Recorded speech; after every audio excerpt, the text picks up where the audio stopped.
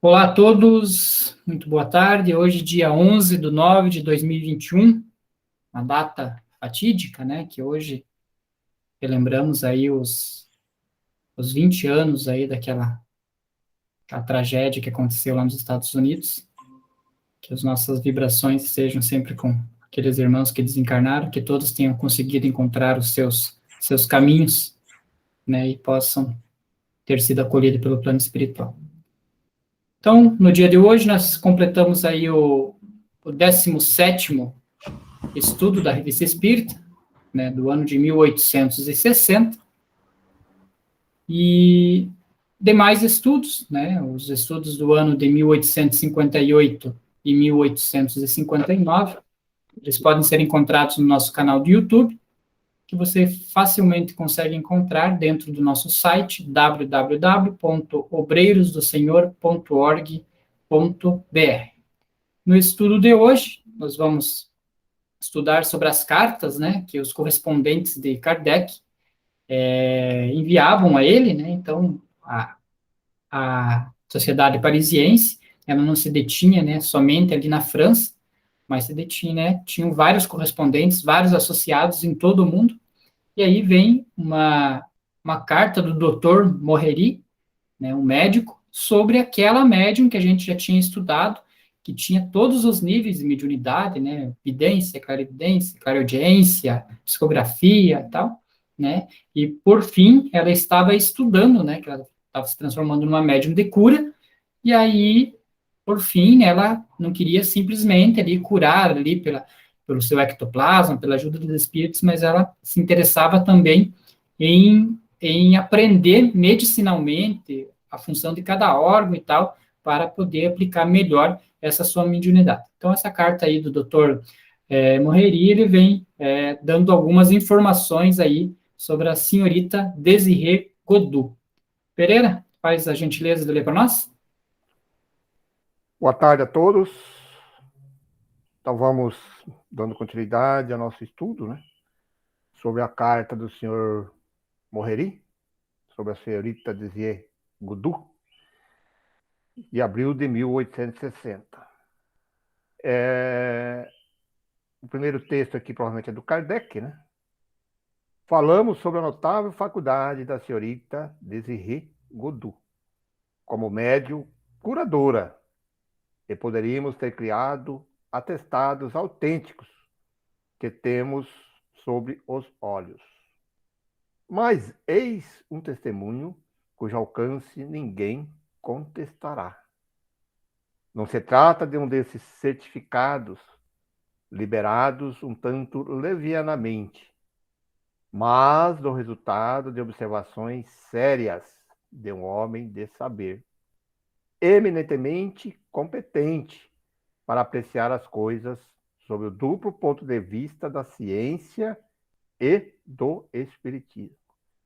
O Dr. Moreri nos envia as duas cartas seguintes, cuja reprodução, por certo, nossos leitores agradecerão. Princípio de perto de Lodec, corte de Nord, né? Então começa assim. Senhor Allan Kardec, embora sobrecarregado de ocupações neste momento, como membro correspondente da Sociedade Parisiense de Estudos Espíritas, devo informar-vos de um acontecimento para mim inesperado e que, sem dúvida, interessa a todos os nossos colegas. Nos últimos números de vossa revista, elogiaste a senhorita Desirê Godu, de Hennebon.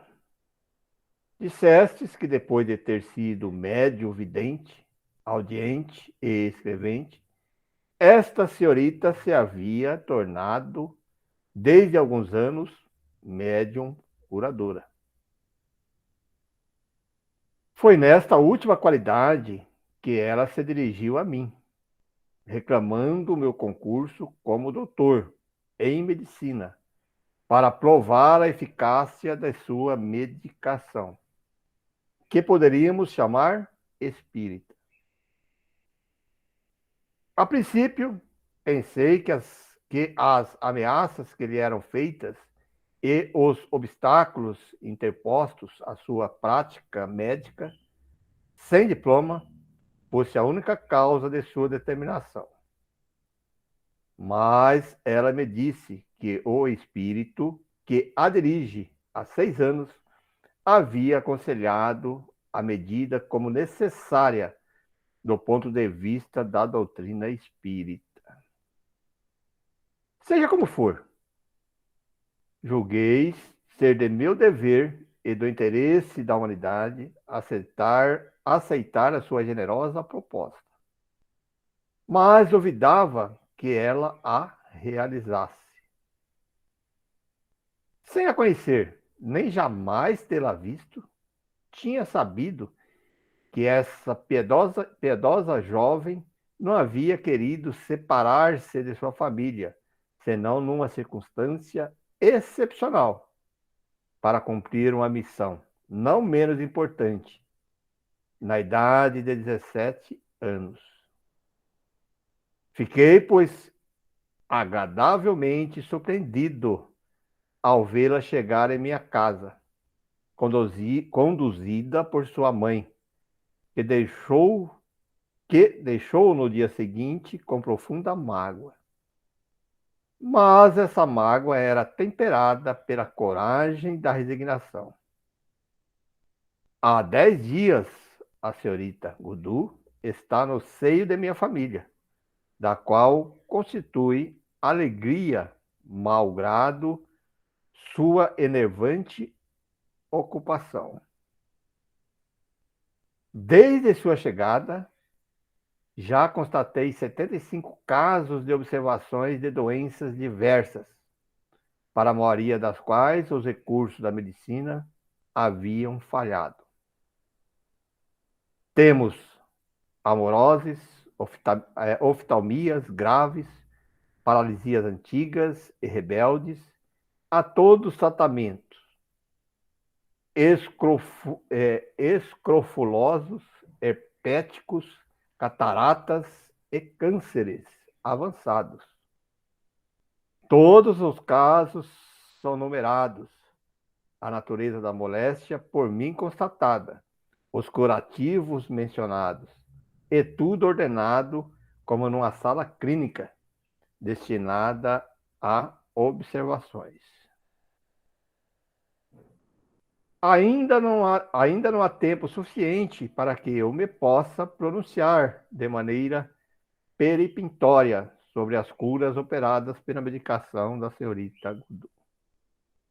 Mas, desde hoje, posso manifestar minha surpresa pelos resultados revulsivos que ela obtém pela aplicação de seus ungüentos, cujos efeitos variam ao infinito, por uma causa que eu não poderia explicar dentro das regras ordinárias da ciência. Também vi com prazer que ela cortava as febres sem nenhuma preparação de quinina ou de seus extratos, por meio de simples infusões de flores ou de folhas de diversas plantas. Pereira, só uma pergunta aqui, que é uma observação e uma pergunta para você que trabalha com magnetismo. Então, a gente sabe, né, que na questão do médium de cura, ela vai utilizar muito o ectoplasma dela, certo? Certo. Uhum. Em 10 dias, pelo que o médico, o doutor Morreri, está falando, em 10 dias ela fez 75 curas. Então, a base aí de 7 curas, 8 curas, né, por dia, né? Quanto de ectoplasma não tinha essa médium, então, para conseguir fazer todas essas, preparar medicamento, curar ferida, tirar catarata e tudo mais, não é? Mas aí deve-se ressaltar aí que eu não estou falando de um magnetismo regular, do magnetizador regular. Ela era um médio de cura, que diferencia um pouco. O médio de cura, ele doa, sim, claro, os seus ectoplasmas, mas, como ela mesmo disse, existe um espírito por trás que está coordenando. E muitas dessas curas, que eu percebi ali, eram utilizando plantas, ervas, né, ele fala ali agora, né? Manipulava-se algumas ervas e para fazer alguns ungüentos, que ele coloca ali no começo do texto ainda, onde aplicava para a pessoa que eram desconhecidos das pessoas, dos meios científicos, como dizer, da medicina daquela época. Né? Então, também, claro, que nós sabemos que essas pomadas, esses ungüentos, essas chás, vamos dizer assim, que ela colocava lá, sempre vai existir a questão do magnetismo, do médio, mas existe a manipulação espiritual, existe tudo isso. Mas também tem o efeito das próprias plantas que utilizava, né? Então é bem interessante isso. Com certeza, teria que ter bastante ectoplasma, bastante, e vir preparada para isso, né? E um ponto interessante que você colocou ali, que no começo do texto ela fala, se eu não me engano, ela tinha 17 anos. Era uma mocinha. Hoje você fala assim, hoje dessas meninas de 17 anos, você imagina que tem uma cabeça dessa aí, vamos dizer assim, abandonar tudo, os prazeres da vida nessa época, né? E para dedicar totalmente a essa atividade. É muito nobre dela, né? Ele mesmo falou, né? Chegou lá e largou, nunca tinha saído da família, abandonou a família para ir junto com ele, né? Ouvindo a orientação de um amigo espiritual, né? Você imagina a preparação dessa menina, né? Moça, né? Jovem, né? Que hoje, 17 anos, você vê aí as meninas de 17 anos não querem nada com nada, né? E hoje até tem alguns questionamentos que quando uma pessoa vem tão jovem para desenvolver mediunidade, a pessoa fala que é muito nova, que não, né? Olha, 17 anos, né? E fazia tudo isso, né? Muito, muito bacana mesmo esse relato aí, né?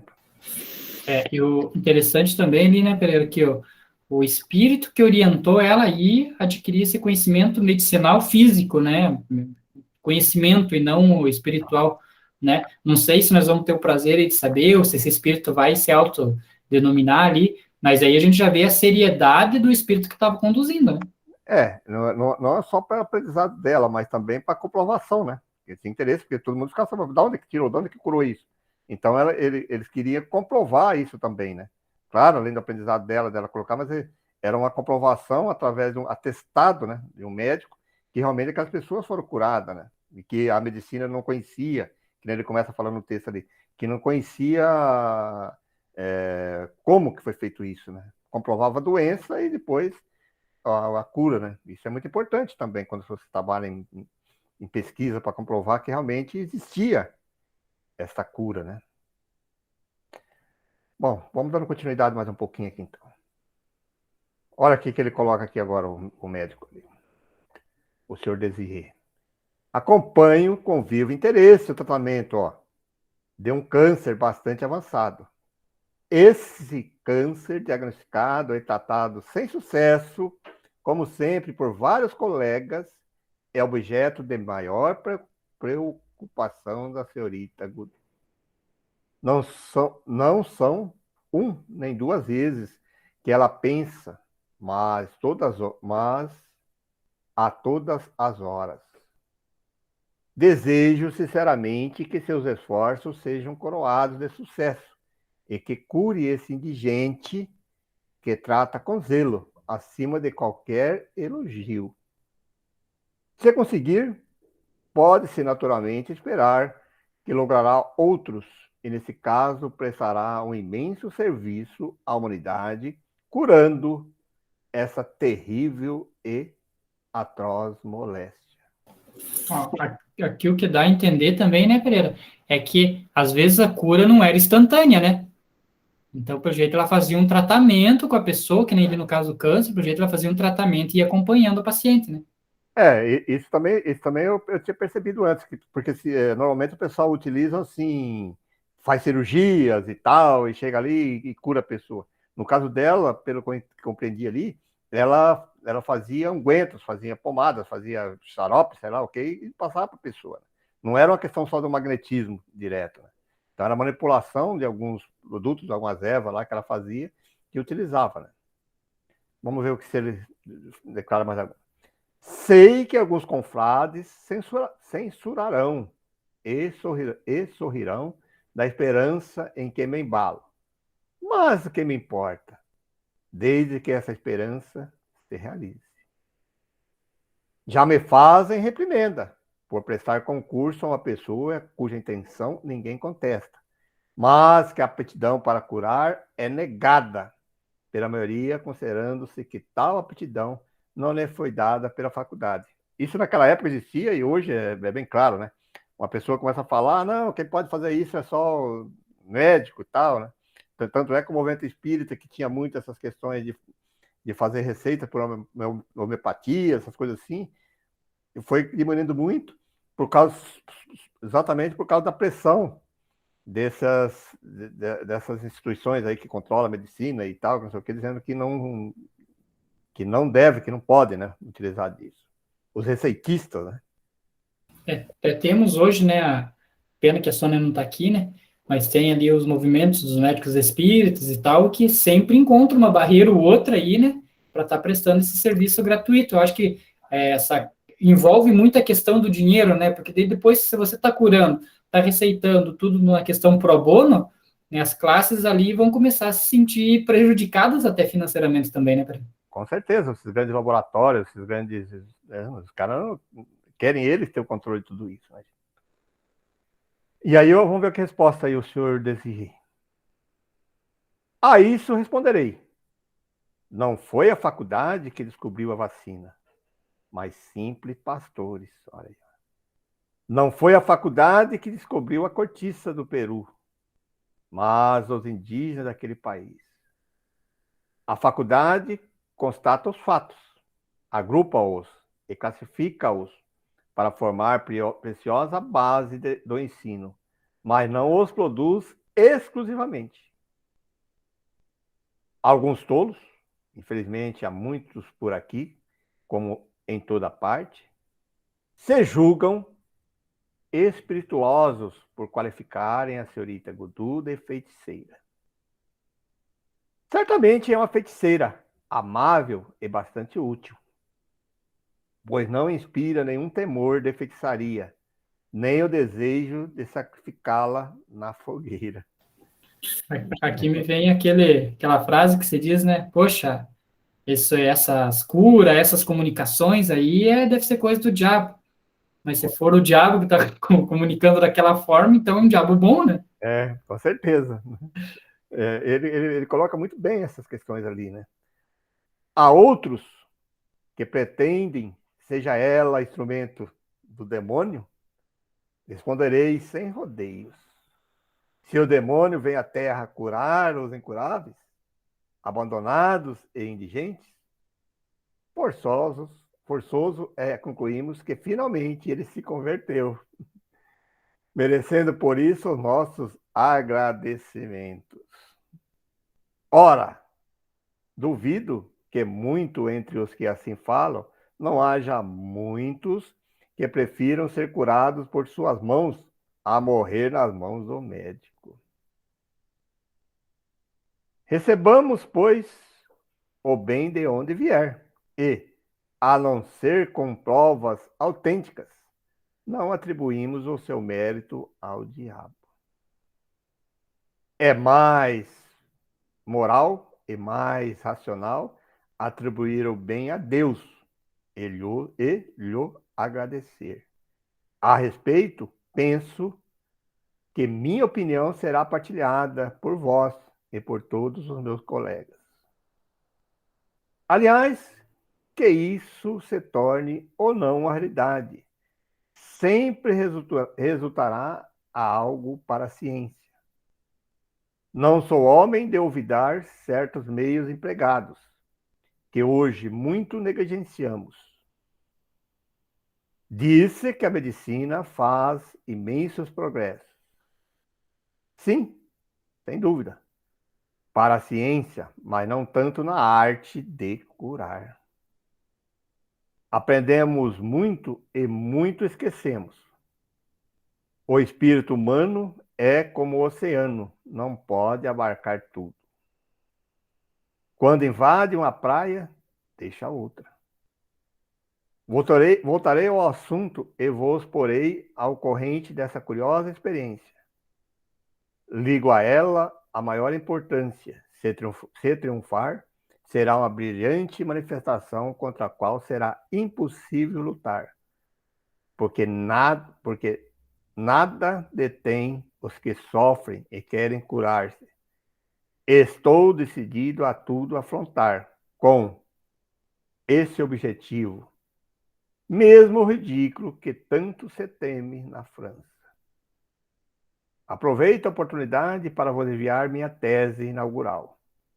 Se vos, se vos derdes ao trabalho de lê-la, compreenderei facilmente quanto eu estava disposto em admitir o espiritismo.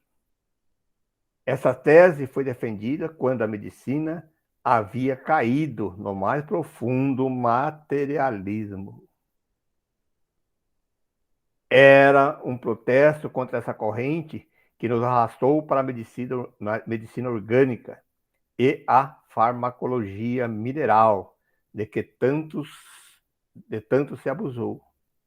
Quanta saúde arruinada pelo uso de substâncias minerais que, em caso de sucesso, aumentam o mal e, no de melhora, muitas vezes deixam traços em nosso organismo, aceitar, etc. Morreri. Interessante, né? Porque quando ele fala aí da medicina materialista aí que ele está colocando ali, é bem isso que tem acontecido hoje, né? Hoje nós percebemos que hoje está muito forte isso, né? A gente vê por essas questões de vacina, de tudo que acontece aí. Não é que somos contra a vacina, mas eles usam isso de forma a ganhar dinheiro mesmo. Eu tive exemplos aí de parentes meus ligados, sobrinhos meus que foi internado, jovem ainda, com 30 anos, que foi internado e partiu pelo Covid, e o abuso que os caras fazem para segurar a pessoa naquelas coisas ali e tirar dinheiro, principalmente quando as pessoas têm posse, né? Chega a ser abusivo a gente ver isso aí, né? Claro, a gente fala assim, poxa, mas não deve tentar. Claro que deve tentar, que nem ele fala. Quando cura, tudo bem, né? Os méritos, mas e os efeitos colaterais hoje que a gente percebe aí desses tratamentos, muitas vezes, né? Experimentais, né? Utilizando aí a população. É bem complicado isso mesmo, é uma reflexão que tem que ser feita, né? Não é uma crítica destrutiva, eu acho que tem que ser revista, tem que ser repensada, né? Os profissionais de saúde têm que voltar um pouquinho mais para essas questões humanitárias, né? Não que eles não devam, vamos dizer assim, cobrar e ganhar dinheiro. Não, eu acho que deve, claro que tudo que você utilizou a tua coisa, você tem que cobrar, mas tem que ter um meio termo, né? Não pode ultrapassar a questão da ética e da moral, né? Muitas vezes a gente percebe, não sei, é uma impressão minha, posso estar errado, mas a gente percebe um certo abuso. Não de todos, mas de uma grande linha, né? De profissionais que abusam, né? No uso dessa medicina, a medicina hoje holopata aí, né?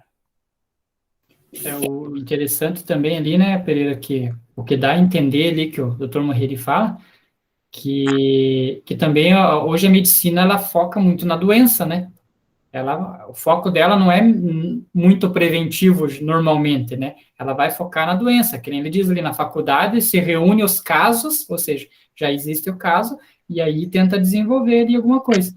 E é uma das coisas que nós, no Espiritismo, estudamos, que a doença ela parte de dentro para fora, né? Então ela não está exatamente no corpo físico, né? Tem que tratar o espiritual, né? O perispiritual, para que daí possa isso representar lá no corpo físico, não é? Nós falamos da parte holística, né? Quem comanda tudo é a mente, é o espírito, né? Então, você tem que curar, sim, o corpo, mas você tem que curar o espírito, a forma da pessoa está vendo aquela doença. Nesse ponto, felizmente, existem alguns autores aí. Eu estava estudando recentemente o Dr. Chopra, quando fala aí da cura quântica. Eles já estão trazendo a linha, são pessoal da linha de medicina, né, que trabalha com medicina, que eles trazem a linha de medicina indiana, que lá eles usam muito isso. Existe um pessoal que defende isso, né? Às vezes é muito criticado por isso também, mas defende esta interação, né, entre a medicina tradicional, como também esta cura espiritual, vamos dizer assim, essa cura, curar a forma que o espírito, né, que nós somos espíritos, como nós estamos, que o nosso corpo reflete as nossas sensações espirituais, do nosso espírito, né? Então, quando você altera isso, você cura a doença, né? Já você muda lá, você tem a cura completa, né? Vê o ser como um todo, não somente como você falou ali, ele tá com a gripe, os corticoides, esse remédio forte. Não, que não estou dizendo que não devo aplicar, mas quando você aplica aquilo lá, você está agredindo a doença, que você falou, está combatendo aquela doença. E os efeitos colaterais que isso pode ocorrer, né? Será que curou totalmente? Né? Então, aí é um grande desafio, né? Para o movimento espírita, para o espiritismo, mudar um pouquinho, né? Infelizmente tem mudado, a gente vê alguma linha, como você mesmo disse agora, existe aí as associações médicas espíritas trabalhando muito nesse sentido, né, para divulgar essas questões mais humanas, né, que as pessoas possam sim lucrar com os teus esforços, com os teus estudos, mas de uma maneira mais humana, né, mais completa, mais holística, né, nem que você falou, não só pensando na doença. É só uma curiosidade antes da gente dar continuidade.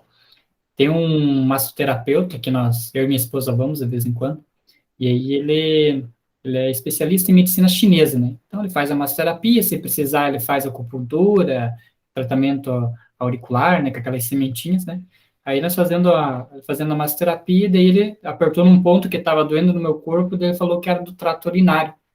Daí eu comentei com ele, falei, mas eu não estou sentindo, não tem nenhum problema, não tem ardência, não tenho nada. Daí ele, não, estou falando energeticamente. Ele bem assim, energeticamente, esse ponto de energia, ele fala do trato lunar. Então, talvez, futuramente, você venha a ter esse problema. E aí ele contou uma história lá dos acupunturistas chineses, né? Ele bem assim, na antiguidade, cada vilarejo tinha um acupunturista. E, logicamente, a acupuntura ele vai tratar primeiramente energeticamente lá a pessoa, para a pessoa estar equilibrada, né, para que aquilo não se desenvolva numa doença. E que se naquela vila tivessem muitos doentes, o imperador mandava matar o acupunturista. Por quê? Porque ele não estava energeticamente sabendo conduzir as pessoas, por isso que elas estavam ficando doentes. Você vê que interessante, né? É uma coisa que não é inventada aqui pelo espiritismo, essa coisa de energia. É uma coisa milenar em qualquer outra tipo de cultura também, né? Eu como magnetizador aí, que atendo as pessoas, eu acho que todos os magnetizadores também devem fazer isso, eu tenho buscado ultimamente conhecimento dessas práticas antigas, né, do Oriente, da Índia, da China. São técnicas assim, não só de acupuntura, mas de tantas outras questões, né? Lá eles usam muito. A Índia usa muito ervas, chás, toques, né, que nós chamamos hoje de magnetismo, eles já usam, são milenares nisso. Então tem experiências muito bacanas, né? Eu citei o Dr. Chopra, mas se você procurar ali, o Ayurveda, que chama lá, o sistema de curas que eles usam, eles são muito bonitos, muito ricos de relatos, né?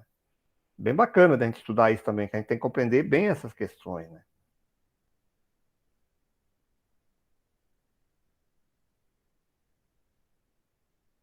Eu continuo? Pode continuar, Pereira. É a continuação ali daquela carta do Dr. Morreri, então tem mais um pedacinho lá. Então tá bom, então vamos continuar aqui.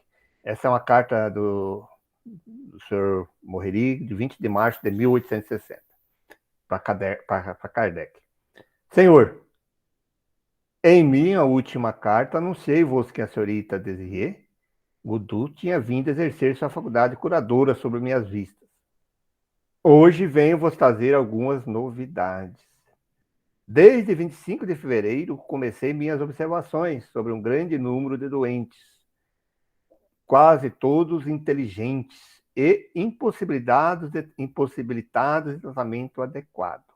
Indigentes, daí, né, Pereira? Quase todos É, indigentes. Gente, desculpa.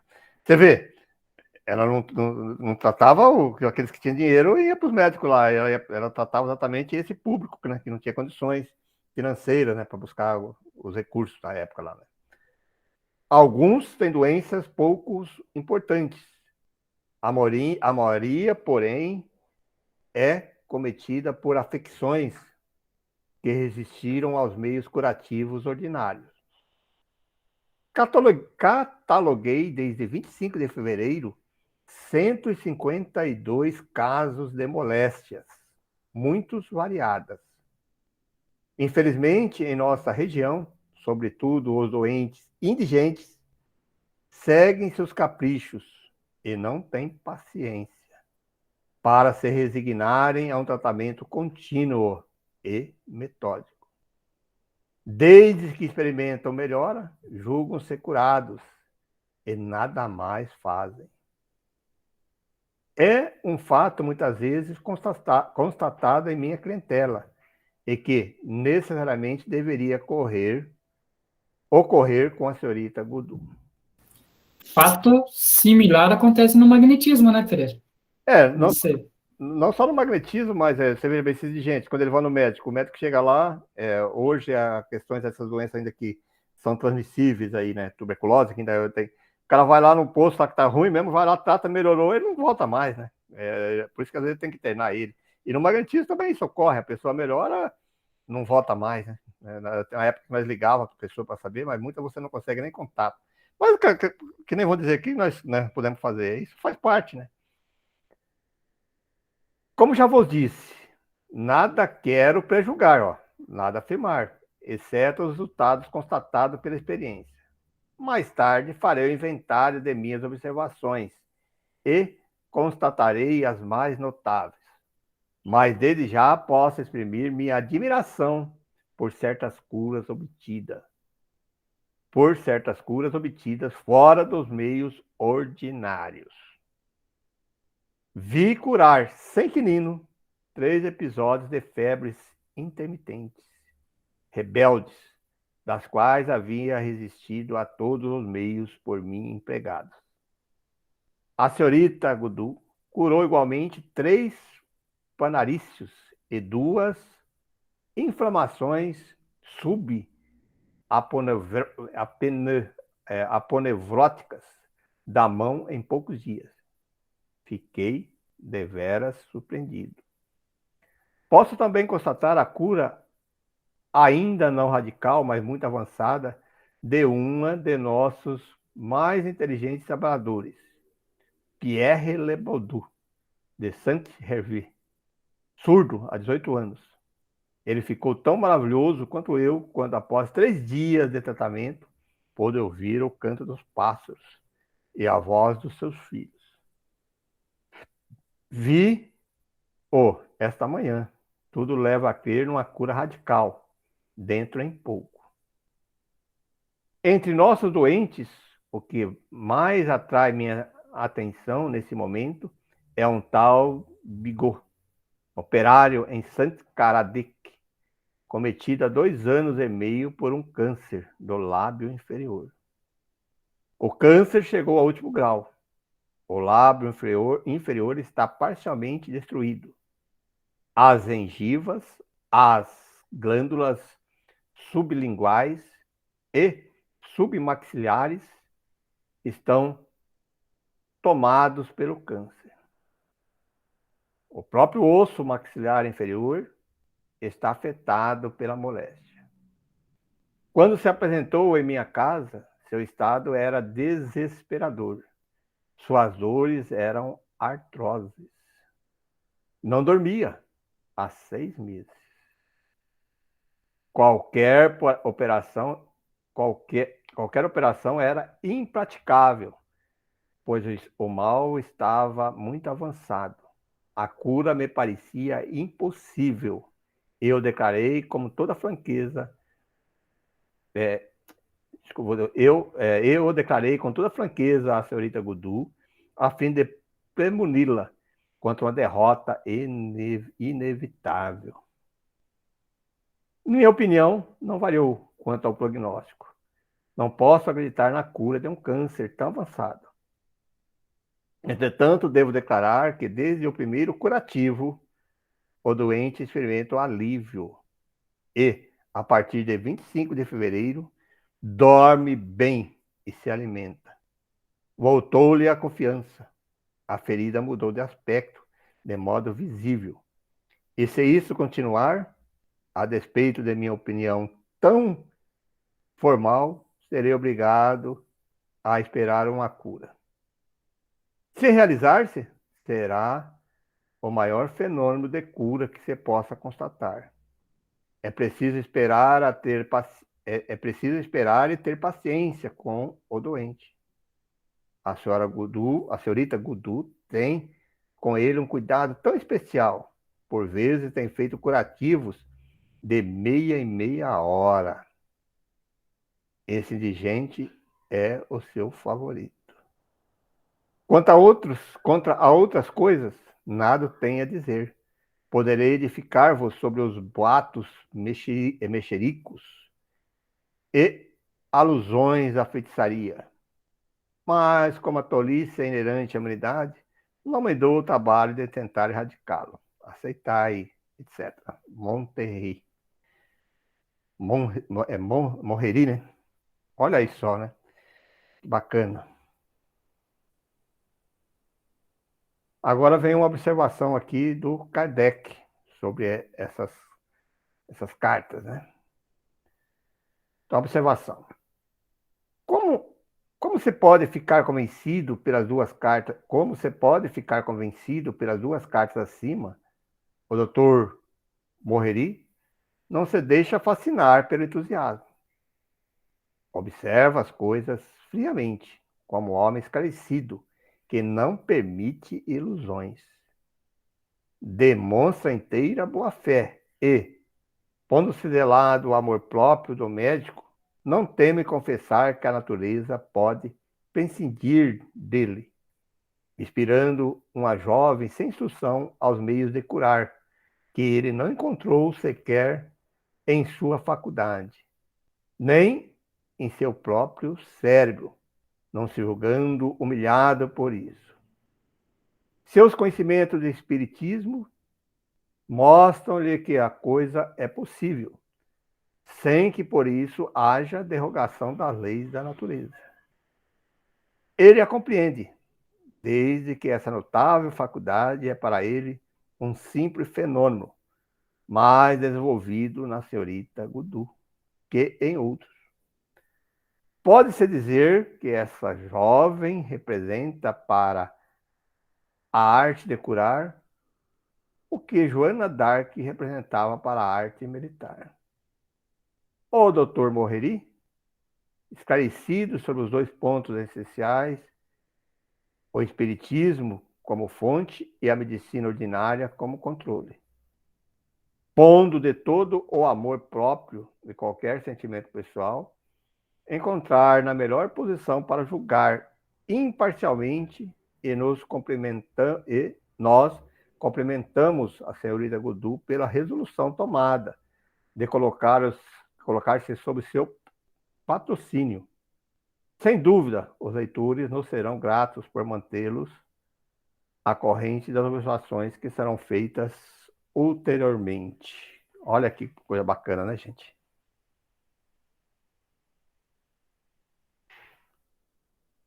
Você lê agora, Léo? Posso ler, Pedro? Então, vamos lá.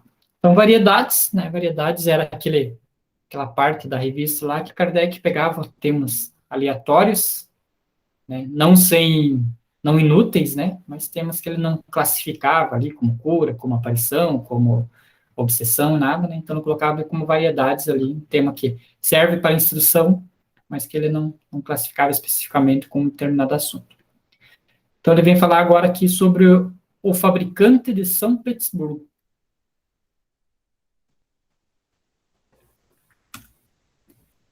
O fabricante de São Petersburgo.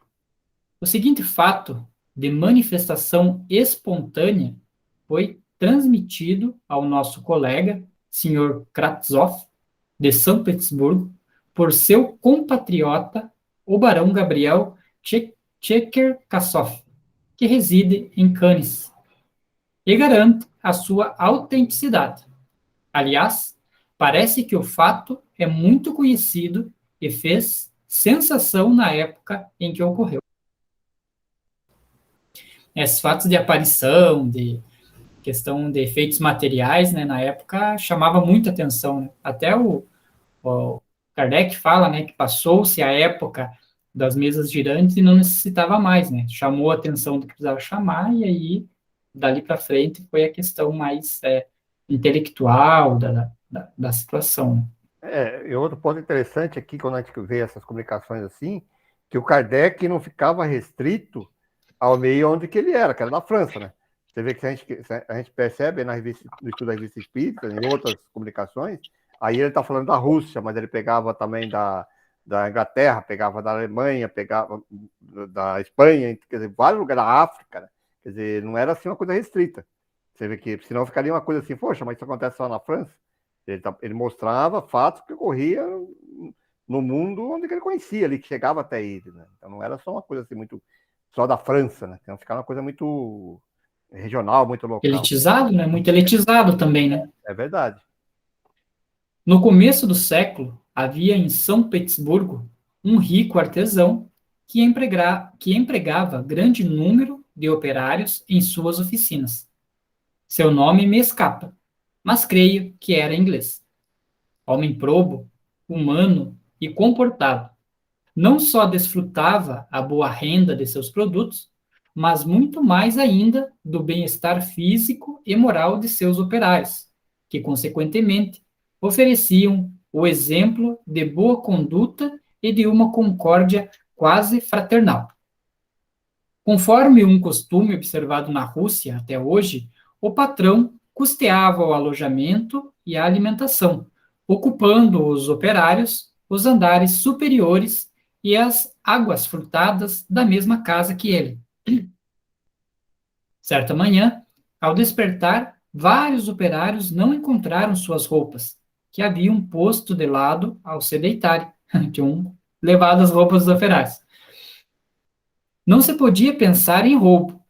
Conjeturaram inutilmente e suspeitaram que os mais maliciosos tinham querido pregar uma peça em seus camaradas. Enfim, graças às buscas realizadas, encontraram todos os objetos desaparecidos no celeiro, nas chaminés e até nos telhados.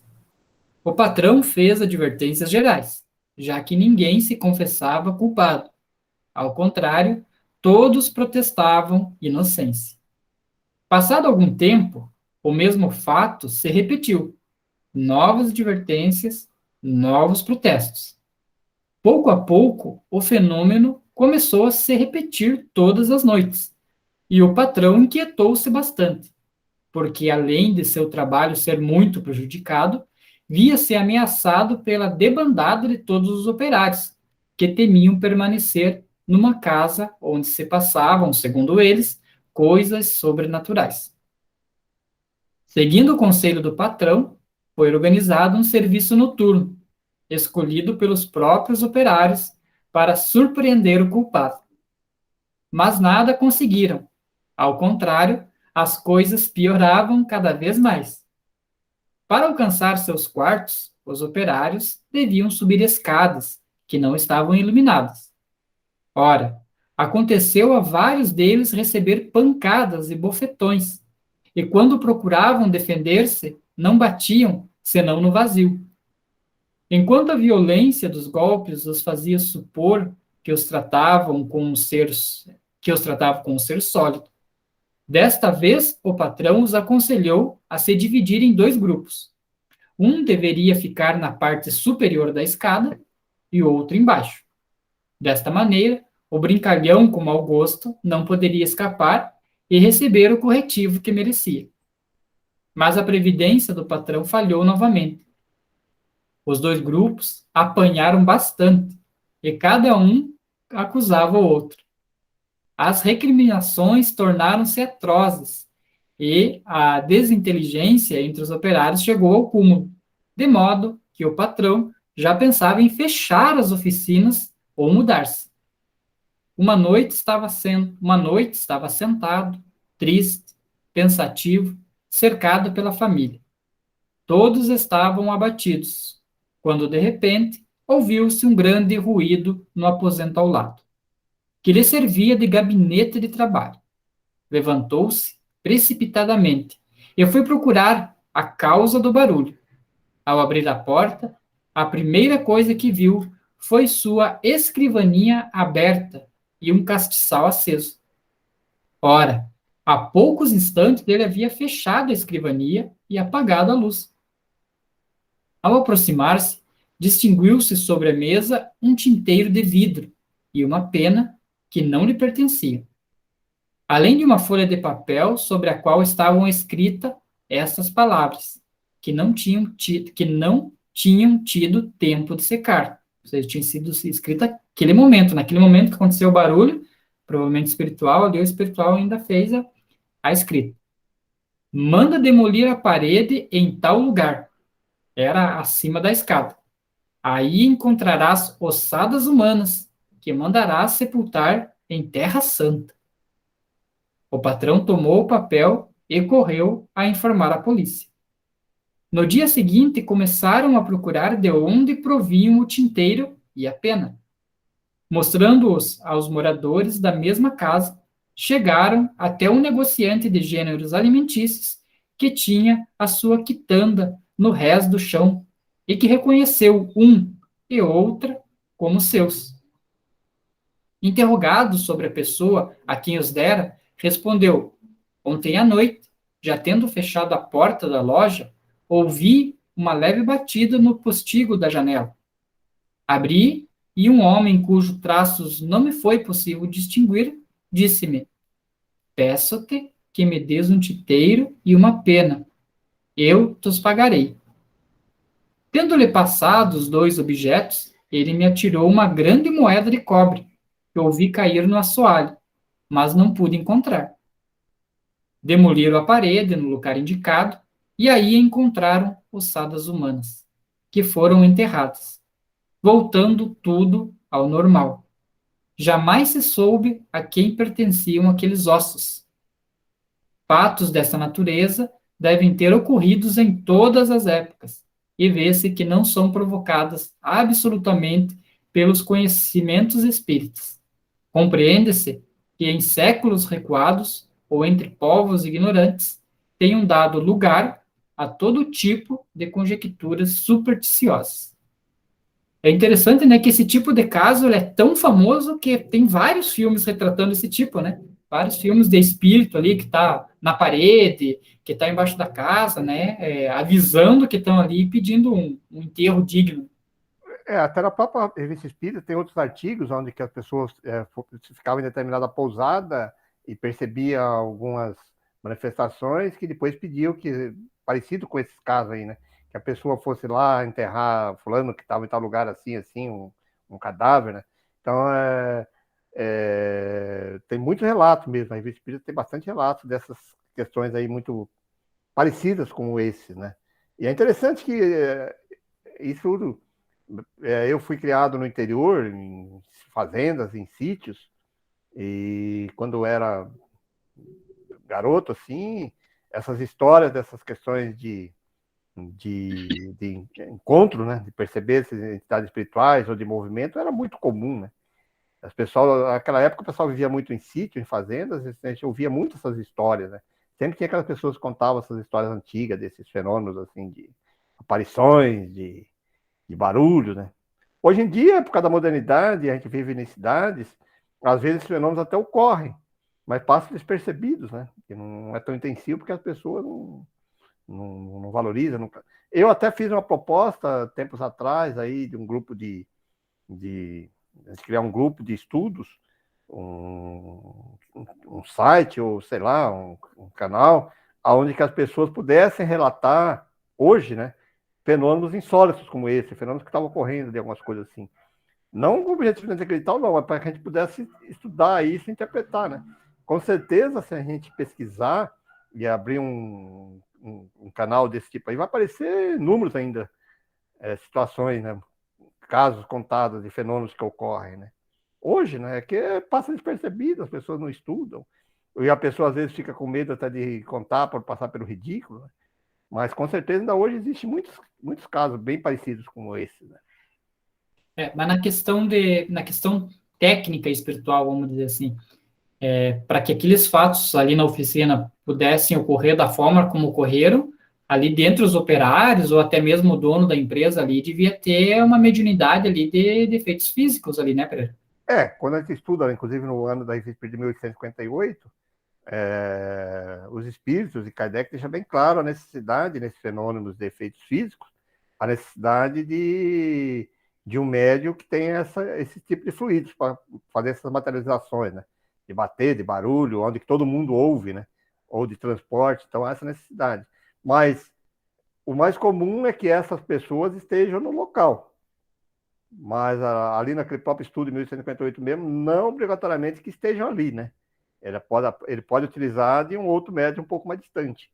Mas o mais comum, se tratando de espíritos menos evoluídos, que é lógico que quem faz isso aí são espíritos mais materializados ainda, né? Não tem tanto processo evolutivo. Eles não têm essa capacidade, né? Eles vão utilizar o fluido daquelas pessoas que estão próximas ali. De repente, um daqueles operários deveria ter essa capacidade e eles utilizavam isso. E aí aquele outro critério, sempre tem que ter a permissão, né? Não é só a pessoa ter o médio ter essa capacidade de efeito físico, tem que ter o médio que tem essa capacidade de efeito físico, que às vezes ele não sabe, né? Ele fala que é espontâneo, ele não sabe, ele não tinha intenção nenhuma. E tem que ter uma permissão superior. Aí fala, por que aconteceu? Talvez para ajudar ali, para colocar, ou para esclarecimento, né? Porque senão ele não consegue, você não conseguiria bater nas pessoas ali, materializar, atacar uma pedra, fazer barulho, transportar aquela roupa. Então, mas essa é a base do fenômeno, né, da materialização. O mais provável mesmo, quase com certeza, que é um daqueles operários ali, alguém daqueles ali que tinha essa capacidade, né? Mediunidade de efeitos físicos. Beleza. Eu vou continuar mais um pedacinho aqui, que ele tem mais uma cartinha aqui dessa das variedades, e aí para a gente concluir o estudo de hoje. No dia, aparição tangível. No dia 14 de janeiro último, o senhor Laconte, cultivador na comuna de Brie, distrito de Valognes, foi visitado por um indivíduo que se dizia um de seus antigos camaradas, com o qual havia trabalhado no porto de Cherbourg. E sua morte remonta a 2 anos e meio. A aparição tinha por fim pedir a Leconte que mandasse rezar uma missa. No dia 15, houve recorrência da aparição. Menos espantado, Leconte efetivamente reconheceu o antigo camarada, mas ainda perturbado, não soube o que responder. O mesmo aconteceu em 17 e 18 de janeiro. Somente no dia 19, Leconte disse-lhe. Daí ele teve a coragem ali de dialogar ali com o espírito, né, pelo jeito. Já que desejas uma missa, onde queres que seja rezada? Assistirás a ela? Desejo, respondeu o espírito, que a missa seja realizada na capela de São Salvador. Dentro de 8 dias, lá estarei. E acrescentou, há muito tempo que eu não te via, e a distância era longa para vir te procurar. Interessante. Dito isso, retirou-se, apertando-lhe a mão. O senhor Leconte cumpriu sua promessa. Em 27 de janeiro, a missa foi rezada em São Salvador. E ele viu seu antigo camarada ajoelhado nos degraus do altar, perto do sacerdote oficiante. Além dele, ninguém percebeu a aparição, embora tivesse perguntado ao padre e aos assistentes se não o teriam visto. Desde aquele dia, o senhor Leconte não foi mais visitado e retomou sua habitual tranquilidade. Observação. Conforme esse relato, cuja autenticidade é garantida por uma pessoa digna de fé, não se trata de uma simples visão, mas de uma aparição tangível, pois o defunto, amigo do senhor Leconte, lhe havia apertado a mão. Os incrédulos dirão que foi uma alucinação, mas até o momento ainda esperamos de sua parte uma explicação clara, lógica e verdadeiramente científica dos estranhos fenômenos que designam por esse nome, porquanto simplesmente negá-los não nos parece a melhor solução. Essa era uma questão muito incrível de Kardec, né? Porque ter opinião divergente não é errado, o problema é você ter uma opinião divergente sem ter um embasamento, sem ter ali algo científico que prove o contrário, né? Porque ele sabia que esse fenômeno poderia ocorrer. A tangibilidade, ele relatou em vários lugares que poderia ocorrer. Agora, se aquele fenômeno foi realmente, né, ocorreu daquela maneira, ele não tinha como ele atestar, né? É como se ele dissesse, pô, isso é possível. Agora, como saber se aquilo realmente foi, né? Se ocorreu ou não, se foi imaginação, ou foi um conto da pessoa, né? Mas o fenômeno da tangibilidade relata também vários outros estudos da revista Espírita, casos disso, né? Do espírito aparecer, ele conta aquela história que a mulher ia procurar emprego, a pessoa ia procurar emprego, parou na frente lá de um lugar, apareceu uma pessoa e indicou para ir em tal lugar assim, assim, assim, a pessoa foi lá, chegou lá, a pessoa procurou tal pessoa, a pessoa deu emprego, aí a pessoa perguntou, mas quem que te mandou você vir aqui que estava precisando de emprego? E ele olhou na parede e estava o quadro da pessoa que ia falar. Não, foi ele. Né? Então, quer dizer, foi uma tangibilidade, viu lá, conversou com a pessoa, tudo. Então, tem vários relatos, a gente estudar a revista Espírita disso. Agora, ele é realmente o que você falou, ele não era assim, não, isso pode. Ele não queria dar para falar, olha, como se disse, eu não vou atestar, né? Vou aguardar isso aí como verdade, mas não vou provar, não vou atestar, porque eu não sei, né? Não estudei mais, que nem você falou. Ele esperava uma comprovação científica, né?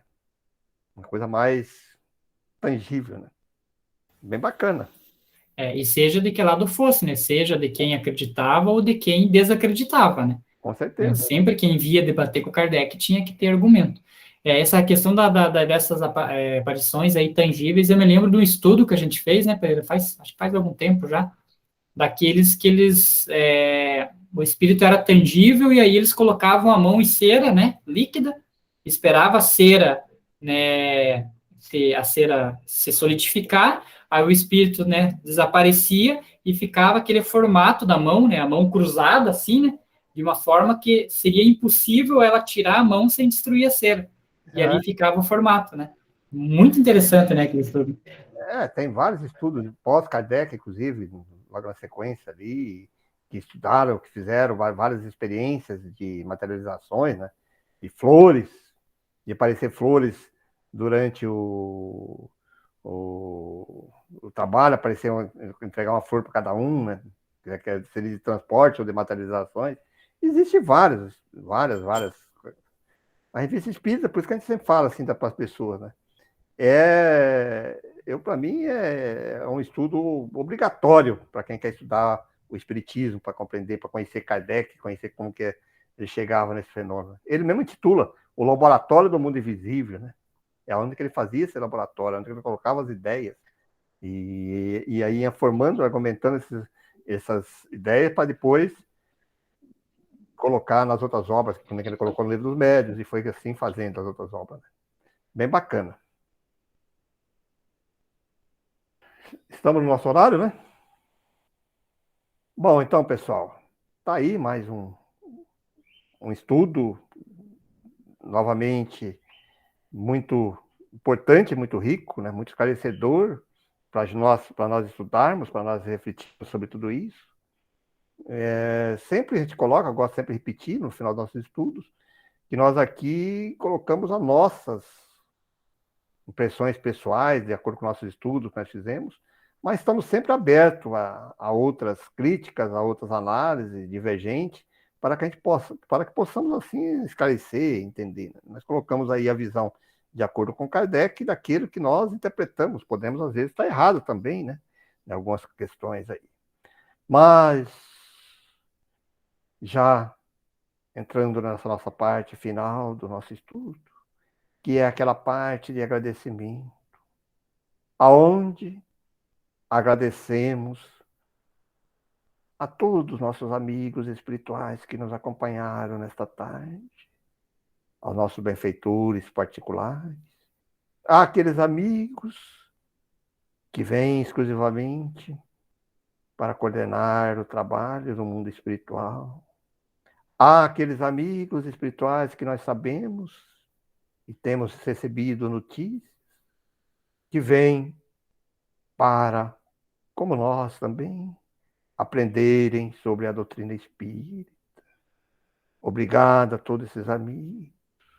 Agradecemos também a Deus que nos concede essas oportunidades de aqui estarmos nesses sábados à tarde, aprendendo a Jesus, nosso mestre, nosso guia, que nos dá o caminho para prosseguirmos, aprendendo, estudando, evoluindo sempre. A todos os amigos da codificação espírita que dedicaram a sua passagem aqui no mundo terreno, principalmente o Hipólito Leão Denisard, o Allan Kardec, que dedicou sua passagem aqui, nessa codificação, nesta análise, para nos deixar essa doutrina de uma maneira que possamos estudá-la e compreendê-la melhor. Porque o Espiritismo sempre existiu, o fenômeno espírita sempre existia, mas o Kardec, na sua grandeza e magnitude, veio nos desvendar, veio organizar e nos deixar esse legado de uma forma clara, para que possamos assim interpretá-la e assim evoluímos aprendendo sobre o mundo espiritual. Queridos amigos espirituais, Deus, Jesus, pedimos também, nesta fase da humanidade que estamos passando por muita turbulência, pedimos que fluidos de equilíbrio, de harmonia, possam alcançar a todos aqueles que estão passando por experiências dolorosas, aqueles entes queridos, aqueles colegas e amigos que hoje sucumbem em UTIs, que eles possam receber nossos fluidos de harmonia, de equilíbrio, que os nossos benfeitores possam derramar sobre eles a esperança, a coragem para prosseguirem, insistindo mais um pouco, para que se realmente, se houver necessidades, que eles possam partir para o mundo espiritual na época e na data mais adequada. Claro, tudo sobre o desígnio da providência divina.